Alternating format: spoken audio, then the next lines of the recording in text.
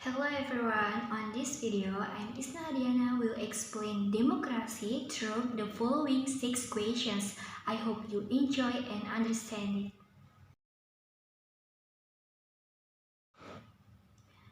We need to understand that democracy and republic are two different things.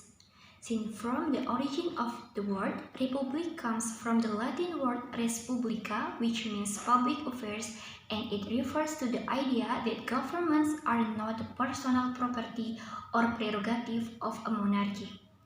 This can be interpreted as a government that derives all its power directly or indirectly from all the people and is managed by people who hold office and has someone who is not the king to lead the government. Meanwhile, democracy comes from the Greek words demos and kratos, which means people's power. That is one where people themselves decide on the policies for the city and they didn't choose someone to decide for them. However, the democracy that exists today, they mean a place where people have rights, one of the most important of which is being able to choose their leaders in free and fair election. So it can be concluded that a republic is a form of state and democracy is a system of government that runs with the highest voice in society. In its implementation, not all republics have a democratic system, and it is possible that a democratic system of government is used by a form of country other than a republic. In this case, we can look at the UK, even though it is not a republic, is its implementation a democratic system of government. In the American Constitution, the phrase "we the people" signifies that the American nation is the greatest authority. But there are also policymakers who represent the interests of the people by formulating laws. It is called delegative democracy.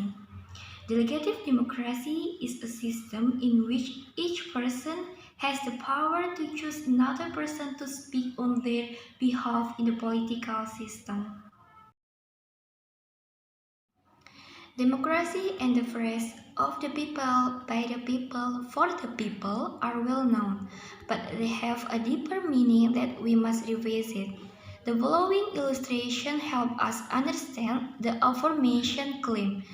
Potential leaders who will be selected come from the community while choosing a leader. As soon as they are elected, they will inevitably act as the community's spokesperson when making all policy decisions. The community will also adopt the new policies and put them into practice. Therefore, in my opinion, this assertion is a method of operation that makes it simpler for individuals to exercise their legal rights. In this instance, this occurs because there are representatives who speak on behalf of the people rather than the people having to take the time to engage in the policy-making process. Looking at Indonesia's current state, we may conclude that it is a republic with a democratic system. How come? This is evident from the Indonesian government's direct election of the president as the nation's head of state and head of government on behalf of all its citizens. In addition to the president, the people also directly elect members of the legislative and executive branch of government. Indonesia maintains the people's voice as the highest voice when putting its system into practice, which means Indonesia is implementing a democracy where all decisions are made on behalf of the people by the representatives who have already been elected. It is clear from the video above that Indonesia is one of the nations with a democratic style of government. This is demonstrated by the fair direct election method used to choose representatives for both of legislative and executive branch of government. In addition, All policies in Indonesia will ultimately be established through representation from those who hold political office.